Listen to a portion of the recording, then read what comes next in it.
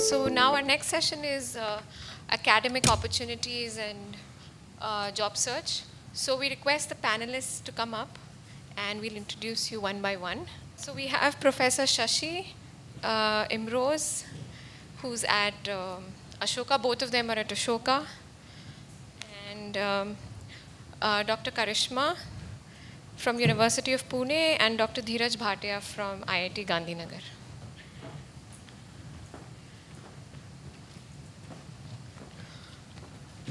So our focus is going to be looking at how we transition from postdocs to PI positions in academic institutes within India. So we have focus questions for each of the panelists. We'll ask some general questions later, and then the audience can also put in their questions. So we'll briefly introduce you the panelists today.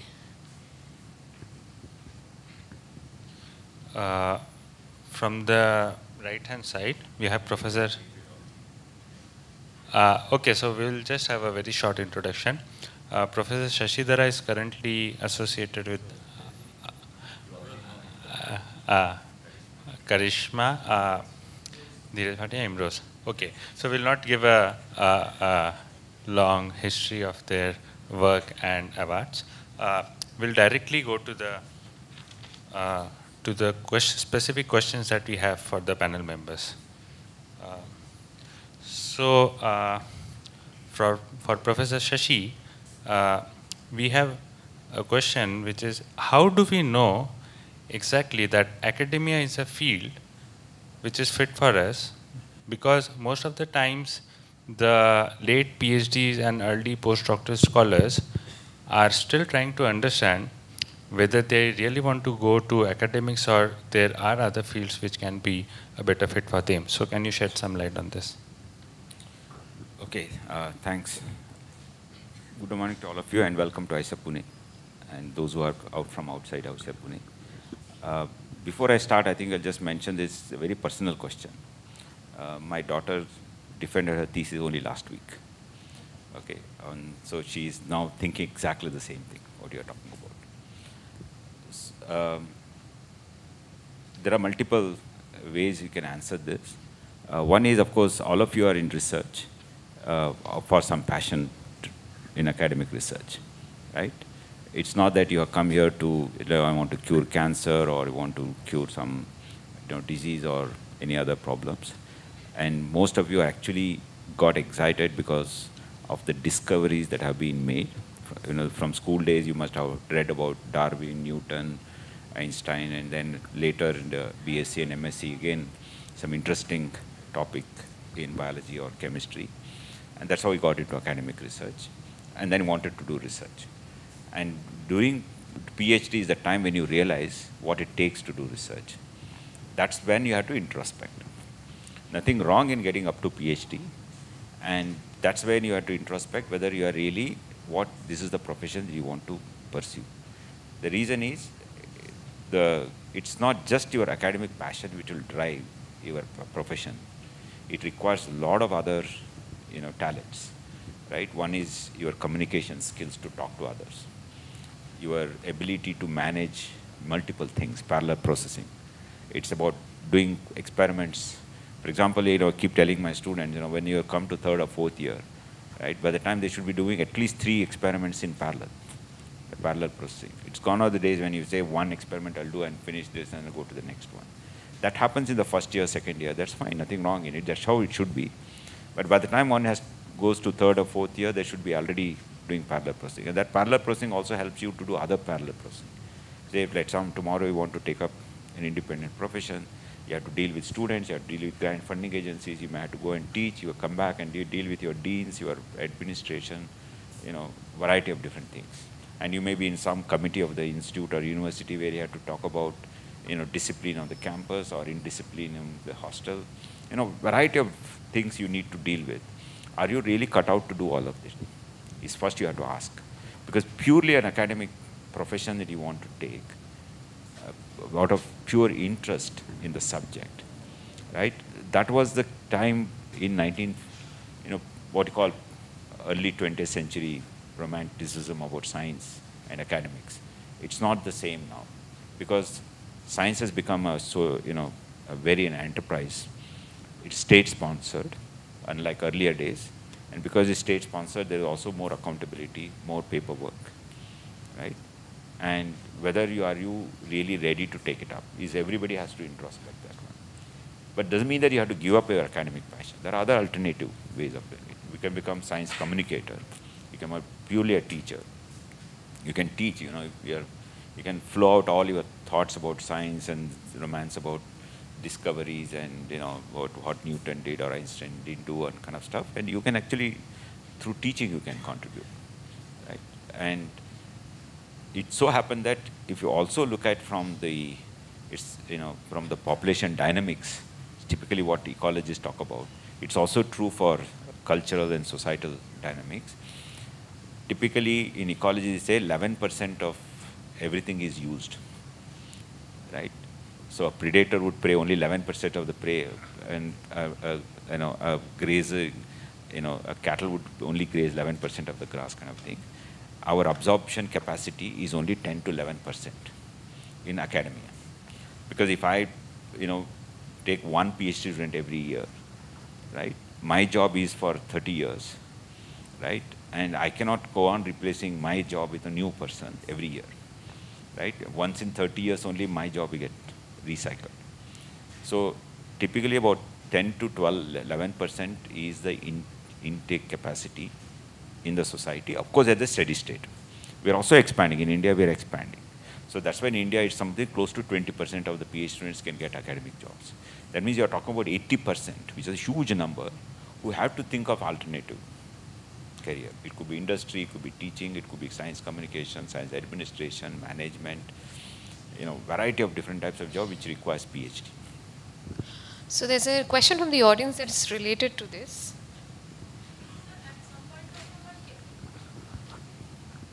So at some point of our career, we have to choose beyond our interest. Means we have interest in academic or industry, but we get an opportunity to the other side. So in that case, what should we do?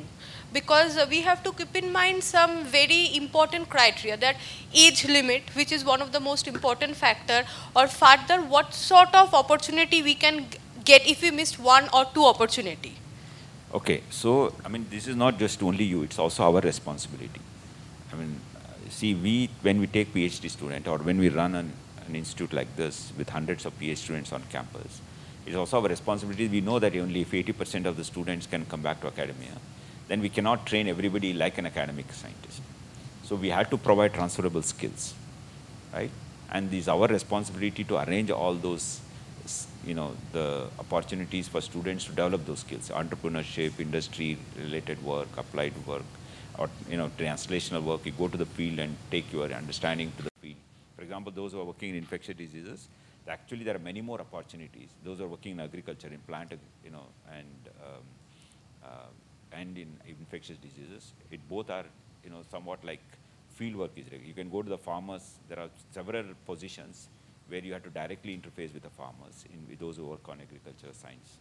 Those who work on infectious diseases, it become a public health phenomenon. So there are many people who can work directly as an interface between the hospital and the research labs, or a hospital in the public policy and kind of stuff.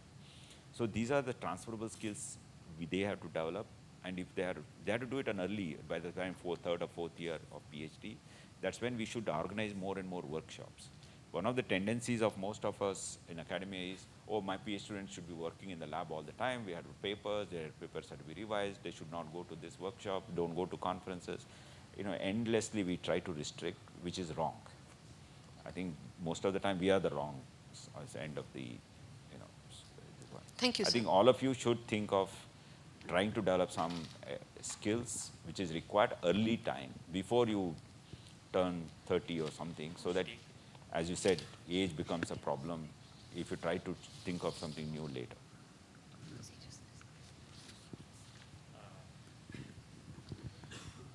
We move to our next question, which is aimed for Professor Dhrupajyoti Chatterjee.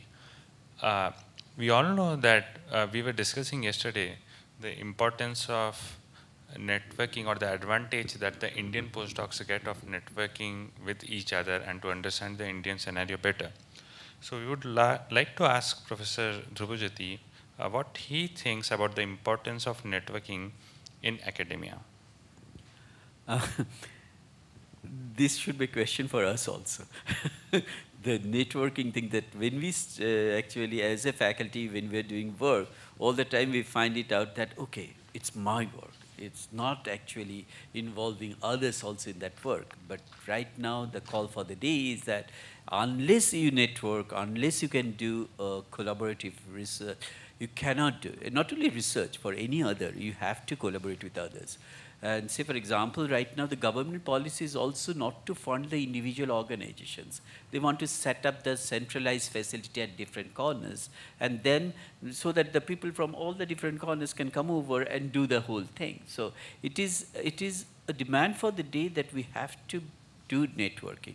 But it is because of our mindset, when a postdoc is working in my lab, my attitude is this, that why you should contact that person, or why you should contact this person or that person. There are so many of restraints we are actually creating before them, which is really not going to work out. I'm just couple of I think couple of minutes before, I'm discussing with Anindita also. She mentioned about the fantastic approaches right now. The European system is right now started for the postdoctorals. Maybe I shall request her to tell about that. But this is what I have got in my mind. I always try that any postdoc who is working in my lab, I try that then to grow as an independent researcher, and they should network. Otherwise, they cannot actually be a successful researcher. Because I started my career in state universities, and I depended to start my lab only by networking with others. If I could not network, I cannot survive over there. I cannot do any experiment.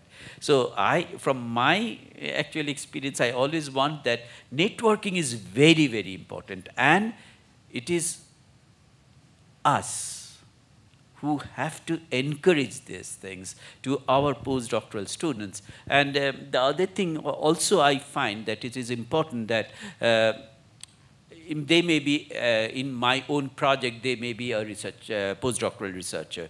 So they have to do a part of research work of my project. But always I want that should not exceed more than 50%, because 50% should be the independent work of that postdoc. Because otherwise it will be very difficult for him to be placed afterwards.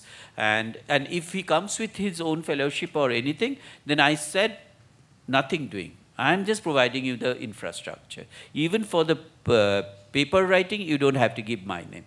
You acknowledge me, that's it. Because I don't know about this particular work at all. I just know that these are your plan, and I am excited with your work, but everything should be. And for that purpose, that particular postdoctoral must have networking with the other people in his own area. So networking is absolutely necessary for doing good research. Today, without networking, I think that we cannot perform. Thank you. So taking this forward, Dr. Karishma, what have your challenges been setting up a lab at a state university? Did you have mentors to guide you? How did you go about in the challenges that you faced? Thank you. So maybe I'll zoom out a little bit before I get to the state university part. So I did my medical college and MD in Pune. Then I moved to the US for a PhD. I didn't do a postdoc. I taught at UT Austin, and then I landed back in Indian science. So just take a few minutes to think that my first exposure to Indian science happened as an independent investigator. I had now done my bachelor's, master's, PhD. This meant I call myself in every way an outsider to Indian science. So I can tell you what it's been like in the last 1.5 years. The truth of the matter is, whether it's central or state or a very niche research organization, I think the truth is the grass is greener where we choose to water it, not on the other side of the fence. Moving back to India, there has been some turbulence, no doubt. finding the right institute, there may have been some initial struggles. But the truth is there are a lot of people out there who are ready to help if you're ready to seek them out. And this took me time because I had no connections. I didn't have a network in India. I've literally built it all in the last 1.5 years. So to the young Indian postdocs who often think that the only way out is to go to the US, the truth is there's a lot of good things that are happening in India. We need to seek them out. We need to be proactive about it. We need to have an eye for it. We need to find solutions when we reach roadblocks. One thing is the mentorship networks. I have had many senior faculty respond to my emails within 1 hour, and I can only imagine how many emails they must be getting like that from me. Because I know now after 1.5 years how many emails I get from people wanting to come back. So if you just think of that volume, they have helped me find the right institute. They have helped me change the institute when I've needed to. Now that I must also say this, that at the Young Investigator meeting in Guwahati, I actually found IBB and University of Pune. It was a pretty tough phase at that point, and I needed to make this switch. So I've been here for about a little less than a year. Now coming to the challenges of the state university, the facility-wise, everything is there. If you want a plate reader, if you want a confocal, it's all there. You have some very good leadership who are enabling young people in Indian science, and you're sometimes very lucky to get a very good set of colleagues as well. I think the challenge, the issue has been accessing these facilities because of the administrative processes, which is very typical of state universities, which may be less in central universities, which are very focused on research, or in ISER, for example. It has taken me a while just to understand how to go about getting something done, and that has frustrated me at times because it's not been at the pace at which I would like, and it's concerned me of how it's going to look on my resume that within 2 years of starting my own group, I don't have a original research corresponding author publication. So that is something actually I would like to ask people how we go about that. But once you figure that out, once you realize you need to operate within that system, you find ways to make it work around you. One thing that I have done to overcome this issue of heavily burdened equipment at the University of Pune is try and reach out to NCCS, NCL Venture Center, who are actually renting equipment. So this has started in a big way. So you can rent an hour on the confocal microscope at Venture Center. It's a service, and it's an excellent quality service. That has expedited our work greatly. Yes, I think that's pretty much it. We can come to other questions. Sure. So, Dr. Dheeraj, what are the key points that you want young academic aspirants to keep in mind, especially to transition into academia? Yeah. Thanks. So, there are like 3 points on which I wanted to focus a bit on. Like now, even like Karishma, even I'm a new faculty, just a bit more than a year at IIT Gandhinagar, looking at the faculty recruitment also. And the key point which we really look into any application is how original are you? Like most of us are doing postdocs in the good institutes like NCBS, ISERS, and some of us are coming from the abroad, and those labs where we work, like indeed you get good papers out, but then what happens is most of the time when you apply for a faculty position, your proposal reads that it's just a continuation of what you have been doing in your postdocs. And like that's one of the biggest, I think, a key determinant to judge any application, that do you have the originality to think, like do you have a question which stands different from what you have been doing or what your host lab has been doing, A. And second thing is, so that was one point, that be original, like bring your own thoughts and get it checked by some of the supervisors. Like as Karishma said, that many of the senior professors, they respond to the emails within hours. What even I did is I sent my proposals to couple of big professors, and they really gave good feedbacks. That does it make even sense what I'm proposing for 5 years, for 20 years down the line, and they really help. So getting guidance is really good, and be original on your thoughts, A. Second thing is, like according to me, when I got my first bunch of papers out from my postdoc, it was like in the third year. Like when I finished my 3.5 years, the first set of papers came out.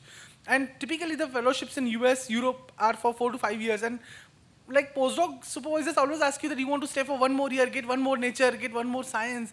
And I think like if you're really confident with your first 2 or 3 good set of papers, take decisions fast. Like I did this, like the day, like my papers were accepted in March, and in April I started applications. And so be fast. Like if you have good papers, if you're confident that you are in a situation now to apply for a group leader or a faculty position or academic positions, do it. Like don't wait for years. Like we have seen cases which are brilliant, who have like outstanding profiles, but only because they thought if I stay for one more year, I'll get one more paper, 2 more years, 2 more papers, and then the age also goes on. Like which brings to the third point, is the age. Like be original, be fast. Like if you get your first set of papers out and it's confident, go ahead. Third thing is like age, as I said, like if you keep doing like postdoc for 8 to 9 years, definitely like it decreases like the strength of the faculty applicant. 4 to 5 years of a good postdoc with decent publications is a really good ideal condition to apply back for it. So the I don't know in ISIS, but like the younger the candidates, the more the favorable are with the good profiles. Like so that's one age factor which we do consider. Sure. And then continuing that with Imbrose, what are your challenges of setting up absolutely a fresh lab where there is, barely any infrastructure, starting from scratch on a project that has, on an area that has never been developed at that place? And how do you go about overcoming that? Well, this is a really very interesting question, but so before I could answer this, so I want to tell you, I think certain features of my career which has always been constant is wherever I have been, I have always ended up in a place which is empty. So I started my career at IISER Kolkata. At that time in 2007, there was nothing. So when I went to my, supposedly the lab, and the lab had nothing, just a table it had. And then I moved on to NCBS. I joined a lab, which again, just starting, so they had nothing. And essentially, this has served as some sort of, lot of interesting lessons for me to develop my own thing. And this has certainly helped me a lot when I moved to Ashoka. Again, this is a university which had a lot of promise to begin with. And when I ended up there, there wasn't a biology department as such. I was there to set up the department. And definitely had challenges. As you can all see, you might think, well, when you start a department, that means you're wasting or investing your time too much in setting up things and not doing a research. But I can assure you that there are alternatives, right? I think I can touch upon a little bit of what some of like other panel member also suggested, that networking. So this sort has helped me a lot, because when I was investing a lot in setting up my labs in Ashoka, I also had interesting collaboration going on elsewhere that kept me alive that time. And then if I want to recollect well, I'm still setting up my labs and all, that's the thing. But I think it has been an extremely enriching experience. After all, I don't regret. Of course, there has been a lot of time that has gone into paperwork or doing a lot of desk jobs, but I think those are needed. I think even for any scientist, it's important to manage his lab. So I think I have been extremely fortunate to get these opportunities right from the beginning of my career. And Ashoka has just been another such story. So yeah, pretty much the thing. Thank you, Imrose. Just a follow-up on what you said. And I guess, if I'm not wrong, you have done both your PhD and postdocs from Indian universities and institute. And he's a very good example of a established faculty who has done all the major research work and studies in India itself. Yeah. But I want you to give your honest view on, I guess you must have applied to other places also.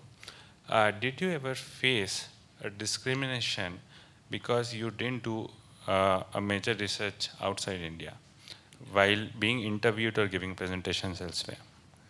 Well, I think I should clear, because I did not apply to too many places. So I think I have been extremely fortunate to get into my first trial itself.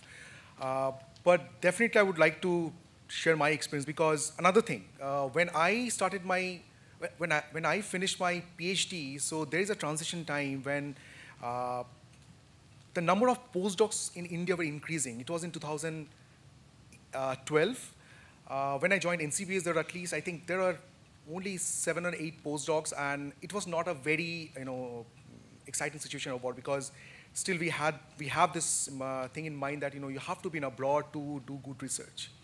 I did not let it to bother me too much, because I knew that, good work can be done anywhere. And one thing that I always believe, that I should follow up a question which is significantly mine. And one thing that I have been doing all throughout is that I don't follow any research group elsewhere to, do research. But for example, my questions are mine. I definitely, look at other good people who are doing research elsewhere, but my questions are not based on somebody else's published work. So which essentially means that I had my own project always, and that's why I never felt that I'm not doing something which is, which could have been done better elsewhere. So, and again, I think I should also acknowledge that, being in NCBS gives you everything. So in a way, I have been lucky that, I had everything, things were accessible to me. So it was, yeah, I think it has been a good experience altogether. And I have never faced such discrimination at all, because I think gone are those days when people used to focus a lot on this thing. But I think, I don't say, I think there has been some discussion yesterday also about that. There are times where you might face things, but I think if your science is good, I think you're not, cannot be stopped. So that is... Yeah, that's very valuable to know. So when we have applications going in, the recruitment committee, what do they look at? Do they look at only the publication number, quality, high-risk projects? What are the factors that we need to keep in mind when we submit an application, and to decide whether you fit into one of these criteria and can make a potential PI? Any of the panel members? And any panelist can answer this, or multiple people can. So, yeah. So we at IIT Gandhinagar, I'll just tell you how we look at the applications. So at IIT Gandhinagar, the call is open all the year round, and typically in a month we receive say 6 to 10 applications. What we do is four faculties of us sit on a table. There is no single criteria to judge any application. We look at how much the PhD profile, whether the student was really good in terms of publications, but we don't ask nature science. Has it really published good? If you see the faculty profiles of the candidates who are at IIT Gandhinagar, not all of us have nature or science. There are people who have published in very, very specific journals, but they're really good journals, and which are known in their own domains, in their own fields. The age we do think, if somebody is at 45 and applying for assistant, that's always a, so the younger the candidate, the preferable it is. Having a postdoc experience is always a plus. Even though we have got candidates who have just fresh PhDs, the main thing which we really look at, two things. One is a proposal, is it really original?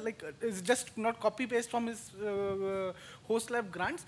And the second criteria is the recommendation letters. We really read very stringently the recommendation letters, from the PhD supervisor, from the postdoc supervisors, from the colleagues. We also request, when a candidate applies, in many cases we have written to their colleagues, the PhD colleague or a postdoc colleague, just to know how good that person is as a team member, and that has been really a helpful criteria for us. And one step which we always do is more than half the candidates, we shortlist them for Skype. So what happened is, these days, the applications which we get, almost every application is good. Almost every application has good PhD profile, good postdoc, good set of publications. So it becomes difficult to judge. So more than half the time we Skype with those candidates. We say half an hour Skype interactions, and there we try to find out what is in his mind. Is it really open to those open lab systems? We don't have the labs at IIT Gandhinagar. It's an open lab system. Can he sustain how good he is as a colleague, as a friend? Is he good at teaching? Because IIT teaching is mandatory. Will it fit in the criteria? There are couple of cases which are really, they ask for sun and moon. They say, unless you have a cryo-EM, we are not coming back. So, okay, thank you. We don't have, and we can't afford. But if there is somebody who says that I can work with a normal EM or a normal cryo-EM, how flexible it is, how feasible his long-term and short-term questions are. So those are the criteria on which we judge. And then we invite them for the full visit to the campus. Sure. I would just say one thing here, is the underpinning to this is that you have the flexibility to apply everywhere and go everywhere. And definitely that is not with all of us, especially for women at this stage in our careers. So the mantra is quite simple. You apply where you can and you go where you get it. Don't overthink it. If you have to be within 6 institutes in one city, that's all you have. You really cannot apply all over the country in that case. Yes. Can we have some thought from senior faculties? Yeah, but one of the most, because I am in a university, so whenever I sit in that university selection committee board, I give a lot of importance to their teaching capacity. Because interest in teaching, if it is not there, then it will be difficult to survive in the university system. And I find that, so normally we would like to have them to be in a classroom with the students, and the students' interaction with them is one of the criteria. Other than what we could find it out with the regular criteria, like what's the publication, what's this and that, and extracurricular, the statement of objectives. But what Dhiraj said, that is another very important point, that, first let them go through our facilities. And if they're looking at the facilities, still he thinks that he could work over here, then only we actually do some sort of interaction with that person. Because sometimes it looks like when they are applying or when they're communicating, they are, oh, I can do this thing, that thing. After coming over, looking at the facilities, they got, because I specifically don't want that people should join us and get actually frustrated because there is nothing. So that is another very important criteria, that interaction with the students, as well as looking at the facilities, how far it is going to help him to that statement of purpose, what he has submitted to us. So, I mean, I'm sure IITs also have criteria. It's not that we don't have criteria, but the criteria is not necessarily research. It's, as Dhruva mentioned, is also teaching. But teaching, one is not just again, how good you are as a teacher, is also which topic you are able to teach. Particularly where there is an undergraduate program, we need to teach the entire, spectrum of biology, let's say, right, or physics or chemistry.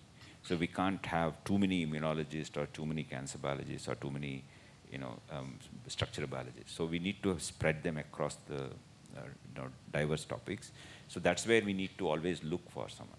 So when people apply, when all of you should look for where there is a gap. You can look at their website and say there's a gap. When you apply, you can mention. In a biology program, if you are teaching an undergraduate program, you don't have an immunologist, how can you teach, or a physiologist, and I can teach physiology. And also someone mentioned about developing some skills. Physiology is the most important topic in biology. I don't know how many of our biology postdocs here. And India has the least number of physiologists in the world, considering the number of biologists we have, right? We have large number of structural biologists, we have very good number of biochemists, and we have good number of cell biologists, and there we don't have even, I can count some 3 or 4 physiologists. Cell physiologists, even few. Human physiologist or animal physiologist, organism level, there are some. Plant physiology is somewhat more, because in plant biology, the molecular biology, biochemistry and physiology are somewhat more overlapping. So there are some criteria we do apply when screening applications. So and gender, we always look for some gender, equality. In case, well, I know some places we do look for. Okay, I said, I thought you didn't know not everybody is doing. I know it's true, not everybody is doing, it's true. And so in places where, gender ratio is very poor, and we also try to improve. So do prior teaching experience matter in these sort of positions or recruitments? Yeah, very much. In fact, as Dheeraj mentioned, that in reference letter, We also look for what the teaching experience they have and what the mentors are talking about their teaching experience. Many times there's no formal teaching experience. They may have become a TA or GA or teaching assistant somewhere, or given during seminars. How do they give seminars? Will they make it understandable to others? So these are the kind of questions also we ask in our reference letters. So from a recruiter point of view, for an academic opportunity, if you have to contrast someone who's built their career here as a potential candidate versus someone who's seeking to come back with an overseas experience, what would your preference be? Because from my observation, I realized that there are suddenly a lot of schemes in the past years that have sprung up for people who want to set their career back here, rather than the ones who are already existing, the pool that is existing here. So, especially with the Wellcome Trust and all, I've observed that a lot of people who have been selected through the Wellcome Trust are people who've had an overseas experience. So, I think, it's all number game in a way. It's a piece of perception. Imro's already answered to some extent your question. The thing is, how many postdocs in India, in biology, let's say, right, versus how many Indians who are doing postdocs in US or Europe and wanting to come back. It's huge, 1:10 or 1:20. I don't know, Smita, if you have a number around with you. So, and obviously, you think that you are competing, with them, not among them yourself, right? That's how the perception will build. If you are in a pool of, all the postdocs, because you are a smaller minority, right? The second is, to some extent, which is true, that when you look at the quality of publications, not necessarily number of publications, there may be a mismatch, because some of the postdocs who come from abroad may have fantastic publications, and I'm not talking about, again, impact factor, good quality publications, for whatever not, is very difficult to reject them. But a good postdoc from India, having done good work, something very interesting work, never had any problem. Right? I can give you at least 10 examples which I myself involved in recruitment who had not done a postdoc outside the country. So, I actually have a comment on this originality thing. I don't think you should discourage people from carrying on with something that they started as a postdoc, for the simple reason that you're then assuming that science is linear and everybody thinks the same way. If the person is an original thinker, the science is going to divert so fast from what their postdoc lab was doing, that it's going to be completely different at the end of it. I mean, when I started as an independent investigator, I carried on what I was doing as a postdoc. And now there's no relationship between what my lab does and what my postdoc advisor's lab does. It's just, you can't tell that this person came from this lab, okay? And that happened within 5 years. I mean, so that's, again, a long time ago, but... Originality, I don't know what Dheeraj mentioned.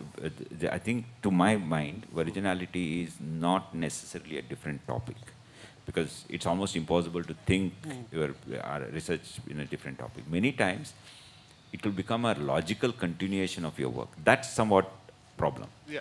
Because let's say you have done, 5, Western, and you want to do the 6th Western in your own lab when you set up. That's what a problem is. That, I mean, that you tell from the proposal, right? I mean, that's what proposal writing is about. Yeah. And this other notion that, you have to sort of distance yourself from your postdoc mentor. I mean, a lot of times postdoc mentors, if they are good mentors, will say, you can take this with you. This is something you've developed. And if that's the case, I mean, where is the issue?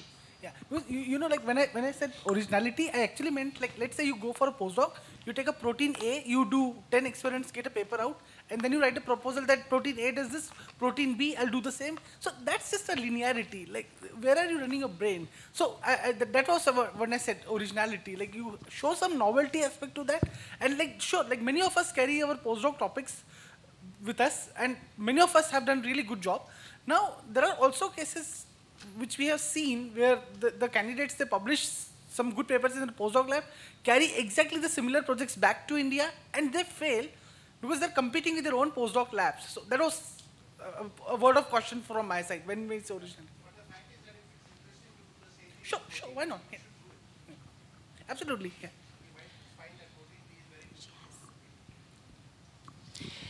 So I don't know if this was answered earlier, but my question is pertaining to a majority of the academic institutes or universities. Do they expect an incoming recruit to have an independent grant? And this is for the majority of institutes. What is the custom? And does the host institution provide startup funding, initial funding? Again, it varies from place to place. There are research institutes, generally they have better funding opportunity, I mean internal funding.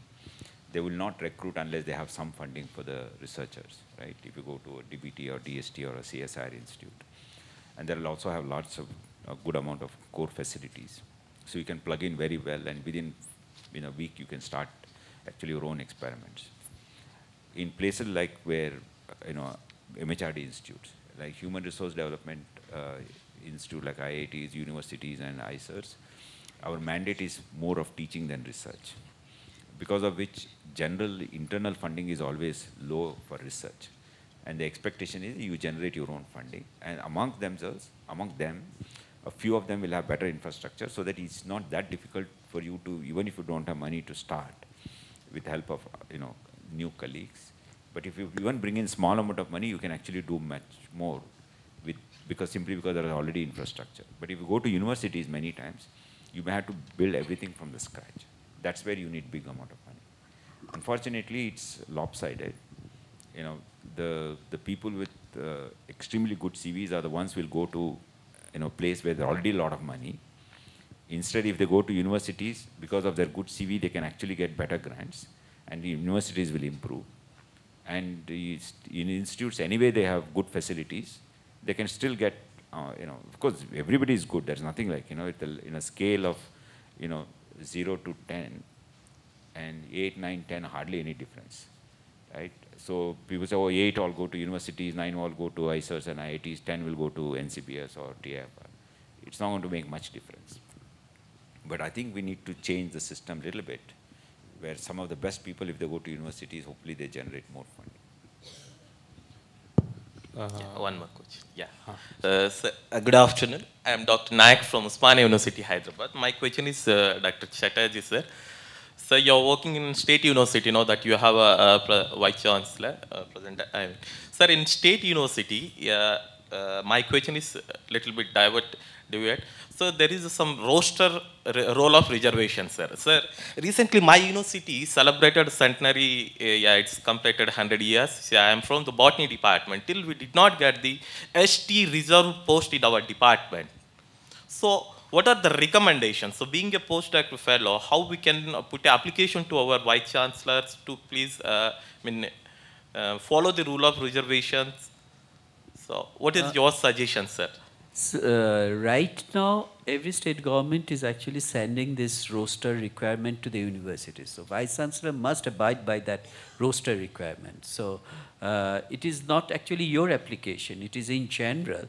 If there is this, unless you follow the roster, they have to face some sort of problem. But in some cases, no, sir. They did not take a reserved candidates into open position. Yeah, it's so, common persona to happen without. Yeah. So there also right now there is a verdict that in the open position also if a reserve candidate qualifies along with the general category, that person is going to be actually considered only as general category candidates. It's not a reserved candidate category. So in case of the roster, there is right now clear-cut things which are being announced. But yesterday, you know that the Education Minister of Central, he just given one statement, I don't know, that's not yet been accepted, that in the higher educational institutions, there should not be any reservation. So this is just yesterday, I have just looked at it in my mail today. But anyway, so far, state governments must follow the roster. Otherwise, they have to actually face the RTI and all the different types of court and legal cases. Yes. Moving to our I next. had a point to say about getting your own grant versus relying on the institute for funding. Okay. The earlier point that was made. Actually, getting your own grant is helpful in multiple ways. One thing is it also often funds your own salary. Like for example, Ramalinga Swami and DST Inspire. If you've not left India, also Ramanujan. So this means that you are not subject to the vagaries of institutional funding issues, which in 5 years they are bound to happen, right? With macro changes that are happening in the country. Secondly, you have your own money for research, which will come through from the grant. Again, you are not subject to the institution providing you with that funding. And third thing is, say it doesn't work out at an institute, these grants have a provision to move. At least DBT Ramalinga has, I don't know about the others, they probably do as well. Finally, I want to just touch on this topic, if I can, here about this whole permanent position. You know, everybody is seeking permanent positions. Tenure track in America is also not a permanent position. Everybody goes there and says, we have to fight it out for 5 years, 6 years, and see uske baad kya hota hai. So we have to look at these 5-year grants as we have to fight it out and see what happens, and if not here, somewhere else. That should not be a deterrent to joining an institute. I'm not becoming permanent. You know, what is permanent in life anyway? After 5 years, you may find academic research is not for you. You may want to start your own company. You may want to do something in science education. I mean, we have to leave options open. I say this because permanent positions are not easy to get. And they become even smaller if you have other constraints. So get a grant, start, and then figure it out, you know. Thanks, Karishma. I want to touch on the issue which Dheeraj has started and which was also touched by Professor Shashidhara regarding recommendation letter. We must agree there are cases where PhDs or postdocs might have some personal differences with their PIs or mentors, which might turn up in him or her getting not a very good recommendation letter, in spite of their CV and work showing that they have a good publication or good work. So if there are such cases, how do you look onto those regulators, and do you, what are your views on this regarding recruiting those persons? Okay, so I think this is always discussed and resolved very amicably always. So typically the applicant themselves will not give the names of the people whom they know. For sure they may not give a good recommendation letter. It could be a postdoc mentor or PhD mentor. But most of the places you are required to give your mentor PhD. So then obviously it will flag, saying that why are they not giving? Either one, you know, they've worked with a person and they're not, you know, asking that person to give the recommendation or the. So we always discuss with the candidate. And the candidate will generally tell us, okay, there's some difference and, you know, these are the issues. So at least we know one side of the story. And then when we still say, obviously we have to get the recommendation letter from them. So it doesn't look nice not to have PhD or postdoc mentor. So we write to them. They will also mention whatever from their side. Then, and any other colleague of the same university, right, and where they did the PhD or postdoc work, and when they write, we can actually find out to what extent which side is the real one. Because there'll always be a well-wisher of the candidate in the same place where they had a problem with one of the mentors. That well-wisher is all, you know, will sort of balance it out. I don't think one person, you know, not writing a good recommendation letter has jeopardized anybody's career. If someone has lost a recommendation letter, it's because uniformly they get a bad recommendation. Okay, that's very encouraging to hear. At least one bad reco may not ruin anyone's chance of getting into university or institute. But Dheeraj, please. Yeah, exactly. Like what Shashi said, like we ask him or her, like why that's the case. And if like still there is a doubt, which sometimes does, like when we call the candidates for the full interview, there are like doubts which link to those red flags in the recommendation letters. I'll tell you how we handle it. Like 3-4 cases have happened in the past 6 months. We go to the host lab, like where the candidate was a postdoc or a PhD. We call the lab manager. Like we write to them that can we call you, we just need to discuss something. And we ask general questions that how this candidate was when he was in the lab. We ask the questions right from ordering the stuff, like when he or she was ordering antibodies or reagents, to paying the fees, the laboratory skills, meeting with, participation in the lab meetings, going for the parties together with the lab mates, how his behavior was as a teammates, and then we make a judgment. So there are some cases, like most of the cases are pretty clean, like we get the recommendations from a PhD supervisor, postdoc supervisors, so they're pretty straightforward. But yes, of course, there are like gray cases which we need to. Yes, thanks. So that was I have a also a new question. insight. I have a question. So this is a little off tangent. If you fall into an area of research which has not been done, it doesn't fall into the categories that are in the Indian universities, and you want to proceed with your career, and there's no position as such, or the institute has not outrightly said that we want to focus on this particular area. And if you submit an application, do you think the university or the institute encourages to create such a position where they would want somebody that has never been done in India before, or could start? It may have its own challenges. Yeah, because it has happened with us. It's like maybe so it has indeed happened with us. Like we are very new institute, like just 4 years in the new campus with only 8 faculties. Like let's say somebody applies to us with artificial intelligence and biomedicine. Like we have no clue about what this candidate is going to do. But what we have done is like we identify some of the experts in that field and we write to them. There are some national experts, there are some international experts. We request them that we have received this application, which we are kind of not able to judge, but can you please judge and guide us how to proceed on them? So we have like really a long network of the experts in different fields in US, Europe, Japan, India, including national experts, and we take advice from them that in taking those decisions. But like Shashi, so, no, so I think, I mean, you have a valid point. It's true that many places, they are very skewed in their ideology or thinking that whatever is already well established, they try to take more in those areas, right? How good is a structure biologist? How good is a cell biologist? And they keep same thing. And also many times they say, oh, I have a electron microscope. More people use EM, so let's take more and more of the same. I think diversification is important. I think some institutes do. I think IIT Gandhinagar is one of the best examples.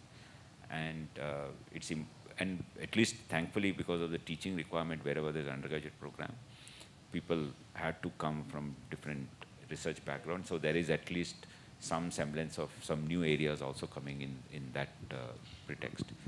But I think we all need to dare, because Indian scientific community is still very small. Our research output compared to many other countries is still very little. So unless we bring in newer areas of research and try to do excellent work, no point in going back to the same thing which for the last 50 years people are doing and again. So in such a case, do you recommend the applicant to go meet the faculty at the institute they are interested in applying, meet them, get to know what their thoughts are about hiring such a person, and what I think what the views like this are? kind of these are all happening only in the last few years. What's called young investigator meetings, or your postdocs meeting and all. I think networking helps, because you should become a little bit more visible, right? Again, if an area is new, there won't be any people who will even understand what you want to do, right? So obviously, some amount of talking about it and pitching your thoughts to a few people is important, and have 1 or 2 people who would actually talk about your work, and then refer you to other institutes wherever some hiring is happening. Some amount of network is important. It's simply because everybody is in some silos, may not be able to understand things well. Thank you. I think Imroz has something to add. I think in terms of certain institutes or universities recruiting people based on certain area of expertise, I think I would say when I was about to start applying and all, I used to face this problem, because in most Indian institutes or universities, they don't think, for example, like areas like eco, evo, behavior, these things are not important. I think IISERs have done fantastic job over the years. They have always been recruiting people on these particular areas, but in most Indian universities, institute till date, I think they don't think these areas are important. Even, now we have these aging issues of climate change, or all these super bugs are popping up. Still people think these things are not important. I think yes, this might be an issue for certain areas, but I think one way could be to talk to more people, not being limited to your own field of field people. Rather, just take out your research and talk to people and make them understand how it could be so interesting. I think this kind of platform or YM meetings are wonderful platform. It's actually worked out for me to some extent, because, well, I think, yeah, I think that's all. YIM meetings have been outstanding. I've attended only one, but it got me. Okay, we can attend only one, so I've maxed out my opportunity, but it got me a job, so it's been a great success ratio.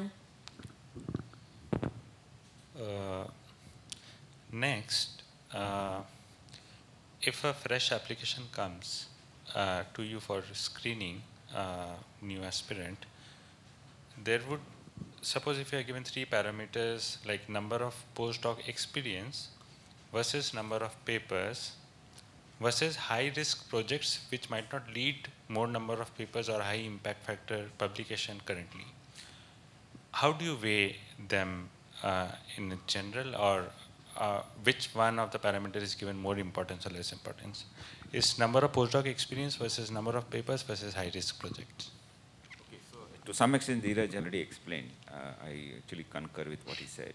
But you know, again, it's case by case. It's very difficult to put, you know, some kind of a generalized process, right?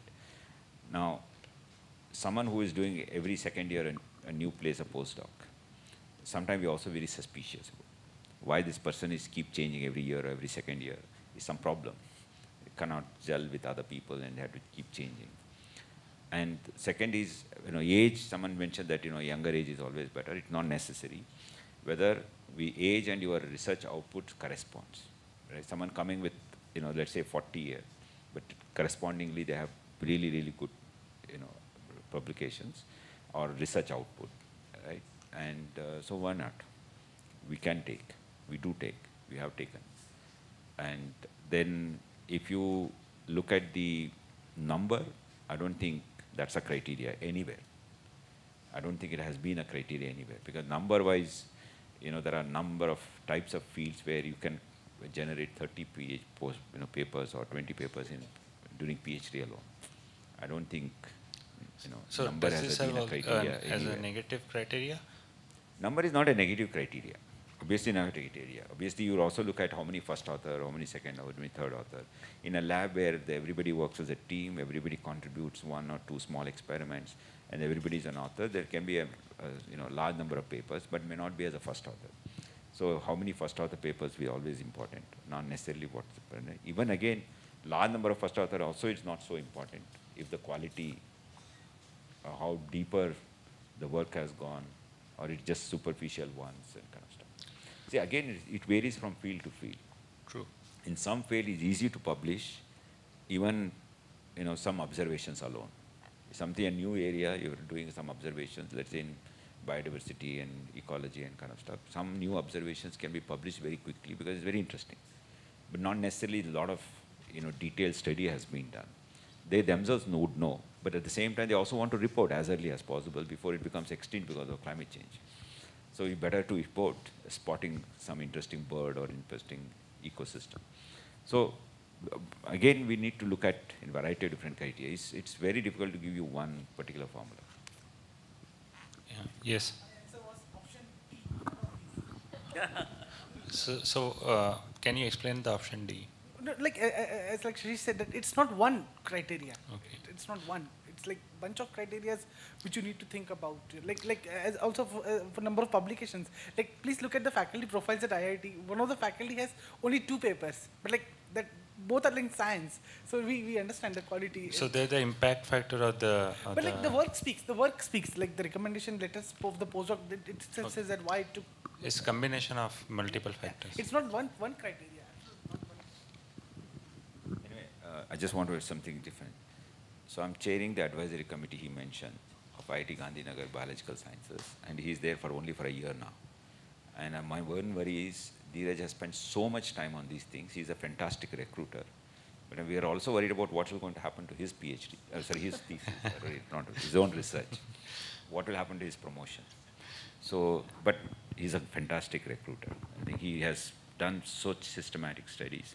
I think India Bioscience, what I suggest is get an essay written by Dheeraj about their recruitment process, very different criteria with some, you know, anecdotal examples. So that would be a fantastic eye-opener. Yeah, that would be very valuable.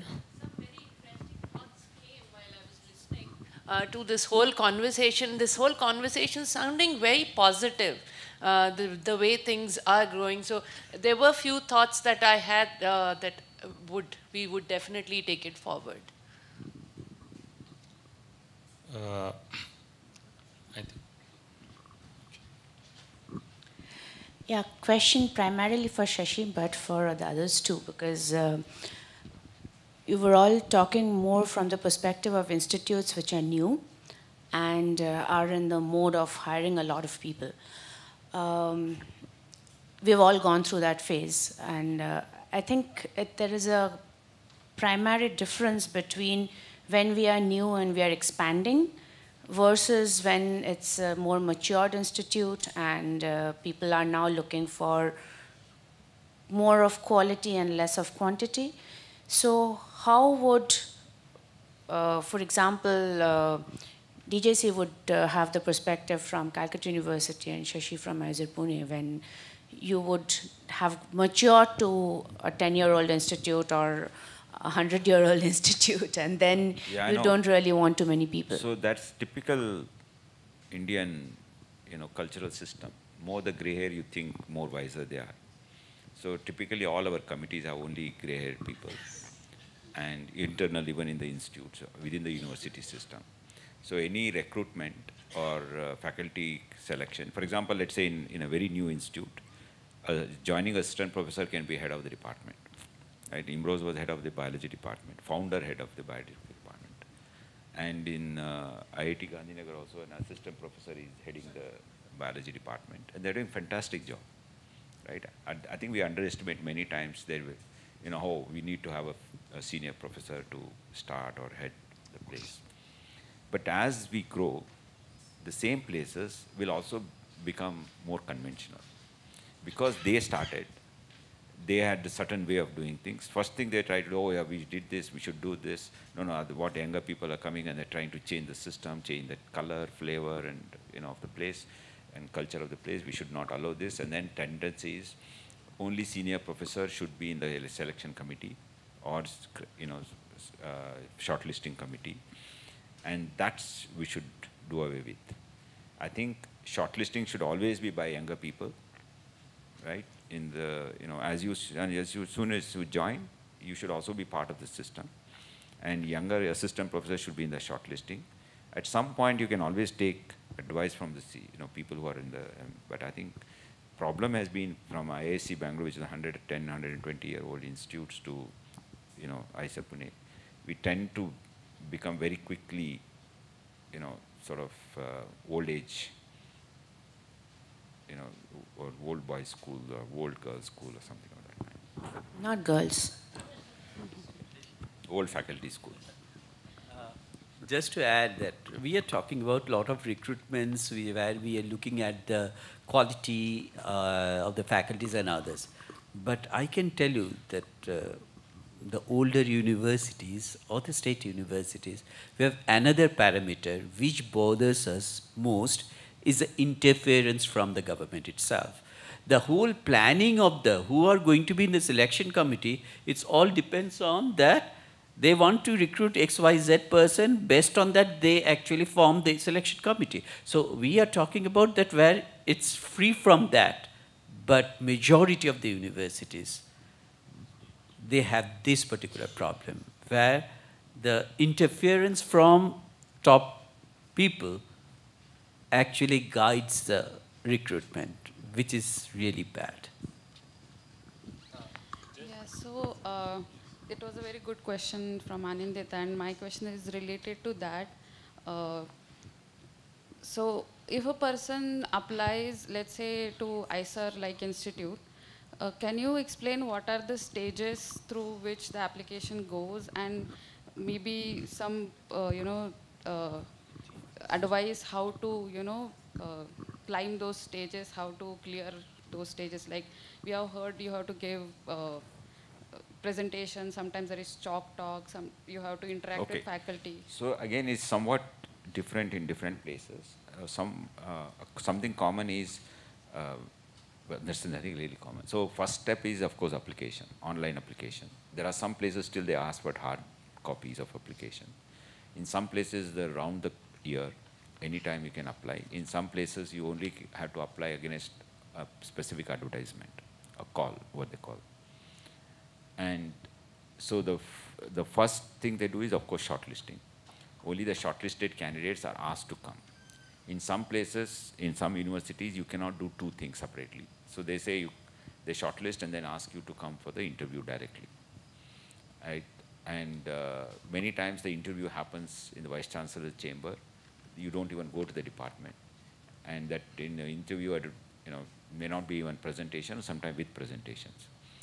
Whereas in IITs, IISERs, and many institutes, and IASC Bangalore and all, many good universities, central universities like HCU, JNU and all, you are asked to go and visit for a day or two, give a research talk or a chalk talk about teaching, and also interact with other faculty. Then the further shortlisting is done. And that shortlisting will, for them, they will ask for reference letters. In some places like IIT Gandhinagar, sometimes they also ask for reference letter at the application stage itself. But sometimes it's too many, because if you have 100 applications, reading 100 CVs and then corresponding referees letters is also a problem. I usually tell everybody not to ask for reference letter unless we are serious about it.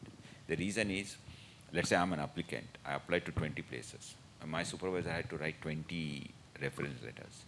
That person gets so bored, the 20th he may start writing something negative, right? Or something very stereotypic. So better not to ask so many reference letters. So we always encourage people to ask reference letter only for the people whom we know for sure we're going to take them to the final stage. As you can make out, there are 3-4 different layers. The most of the problem in Indian system is the first step itself is a long drawn process. Many times they don't sit together and shortlist, even if there are 100 applications. They don't communicate that they have shortlisted and arranged for a visit and kind of stuff. This is where you have to constantly in touch with someone, penetrate the system, and somehow get an invitation to visit. We have a question from Vidya. Actually, regarding the recruitment panel, I was just wondering, is there like a gender distribution here? Do you have enough women usually on these recruitment panels, or do you try to also have an equal ratio? Because maybe the application of, or would you also judge the application of a woman and a man differently in any way because of their career trajectories being different, or is this? Again, it varies from the place to place. I can't talk about others. I can talk about myself and few other places which I am in the committee and attended. Where definitely, the panel we'd like to have some, woman panelists. Sometimes it may be difficult. As you know, gender ratio is already very skewed, right? And so trying to find an expert in that particular area amongst the women is always difficult. Right? So we may have to sort of sometime compromise on that. And second is definitely the consideration is given for a woman candidate over men candidate. In many places, they will definitely genuinely want to improve gender, ratio. Right? You want to reduce the gender gap. Right? I think I can vouch for in places like IISER Pune and Ashoka where I'm involved, where we have, consciously tried to do this. Many times, in fact, in 2019, we didn't even shortlist any men candidate at all, thinking that we need to improve the gender ratio first, because if you don't do it in the beginning, it's very difficult to fix it later, right? So it's better to start with 1:1 right in the first 3-4 years, and say that no, whatever, because we had to start our teaching, somehow we had to get faculty, we don't have sufficient number of women candidates, we'll start with men first. By the time you have 10 or 15, men in the faculty, and then taking another 15 later is almost impossible. We don't have that many number of positions in anywhere in the world. So gender gap will remain permanently fixed, because of this. It's always better to, particularly the new institute is easier, but you have to be very conscious, say that in the first 5 years itself we'll not, take more men, is simply because we have to maintain 1:1. So, I have one question. So, this is all the smooth side of the recruitment. I will say less than 20% of the assistant professor posts are recruited in this way. Most of the posts are in the state universities, are under the influence of many other negative things, politics, some kind but of... I just want to add also at that, which is not necessarily, the Pune University, which you are being very familiar Not with. necessarily, of No, course. the thing is, the shortlisting, I know it's true, there is political influence, there's no doubt about it. Political influence, it not necessarily political influence. Influence can happen in IAC also. Otherwise, why do you call inbreeding? IAC was well known for inbreeding. Yes. Right? So, the thing is, shortlisting is always done by academic people in the university, in the department. But when it goes to the selection committee finally, where there are nominees from the governor or from the government, they can play some small game, but they do not have so much of freedom, unless some of the departmental faculty are already associated with them. Then we cannot blame the government for everything. We have to blame ourselves, because we are also playing with them, right? But my point is that I want a position in state university apart from any central university, because I came from such a background, and I know that somebody should give some push to those candidates, or at least if you can take degree level or graduation level, they even doesn't know what are their opportunities. It doesn't mean that they are like not up to that level, because I will just give an example from my side. I clear my NET exam with 12th rank. I clear my GATE exam with 22nd rank. So, but I was totally unaware about the opportunities outside, just because I was like growing in a, like looking for lecture post in a university level. Like, so the thing is that teachers are not inspiring. So I want a position in state government, state institute, but the point is that when I go for it, there is a credit system for recruiting position. And last time I went for Kannur University, this assistant professor position, and I got some 84 points. So it is actually great in that UGC criteria. But for interview, they said that one guy who was like there for teaching position, like guest lecturer for some time. So many things are happening like that.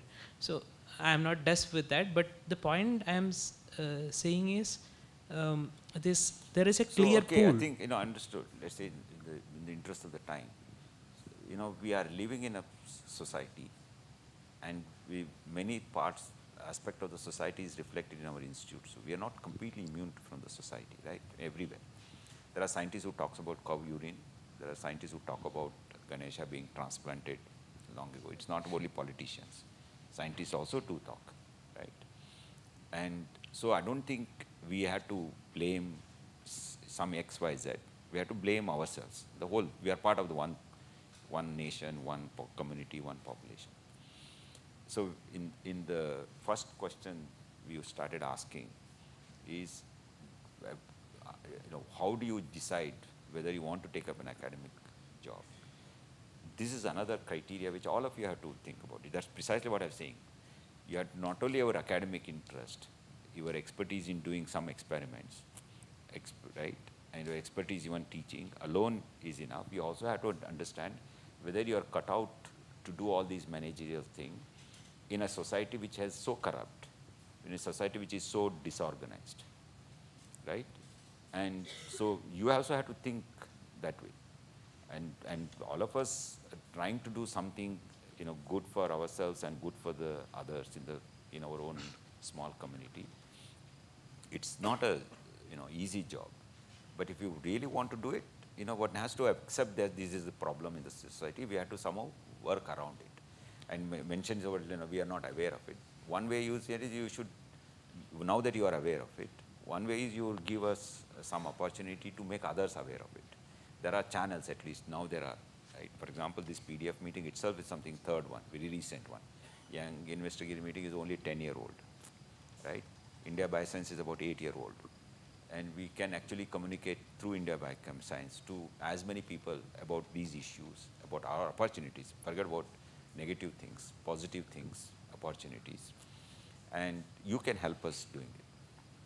Yeah, definitely, but my point is that if somebody is been recruited in that way, they never mind. Actually, I often send possibilities to my institute, previous institute, but they doesn't even have the habit of looking at the emails. What we can do? I'm saying this is, we are living in a system, we had to live with some of these things all the time. It's all, I don't know whether we can, how much we can fix the problem.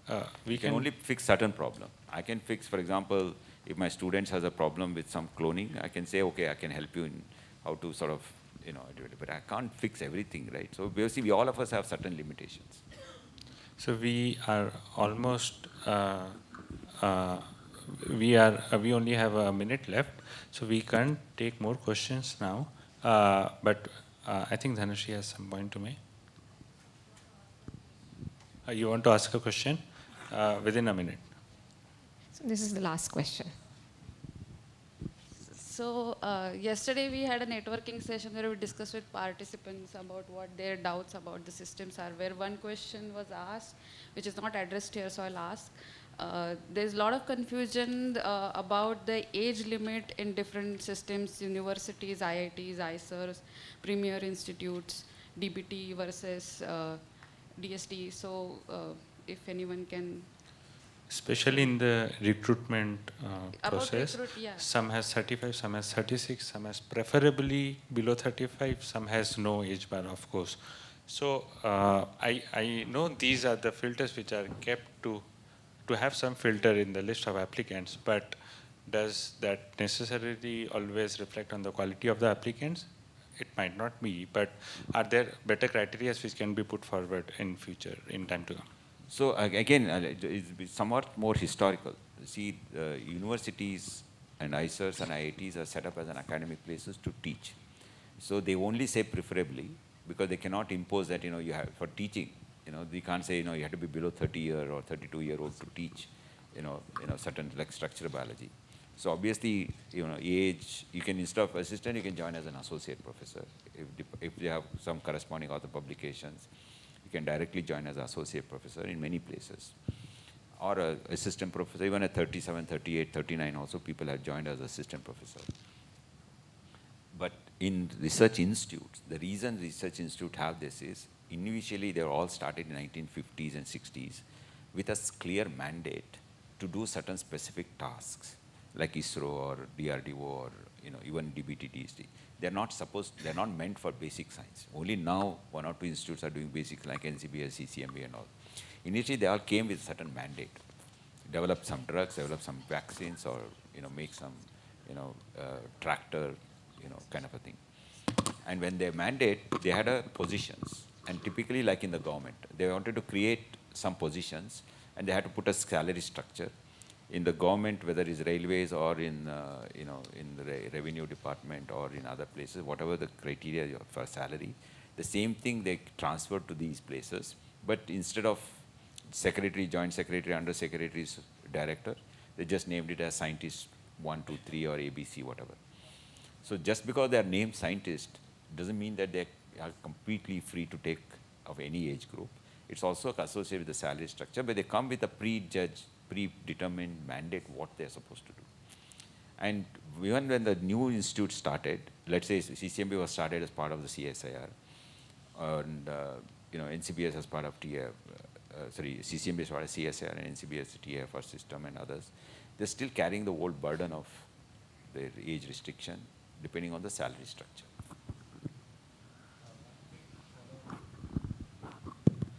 In continuation to the previous question, so I understand there's a age limit for assistant professor.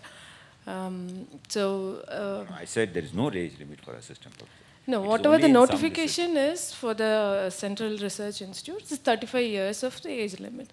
And I also understand there's a relaxation for women candidates. And I don't see any notification comes with the relaxation for the women. So is there really a consideration of relaxation for women? No. So women, the consideration is only academic level, the university or institute take the decisions. There is no, legally, it's not as per the law. There is no law saying that, 5 years relaxation be given. It's there for SC/ST, not for women candidates. And, the well-meaning institutes, when they want to improve the gender ratio, they are the ones which are giving these concessions. Okay. Yeah, so we'll wind up the session. I think what we have gathered from the panelists today is that we all need to network a lot, be original in our ideas, and try to be unique in offering a research area to the institutes where the research institute can also gain and so can you gain.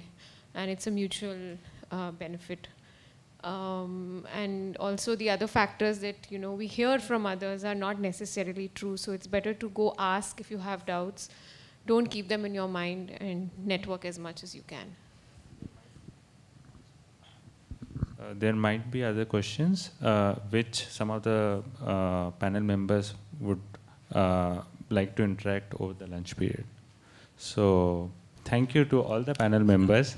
It was banned on mic. And I guess they would be very willing to answer more questions over interaction or emails.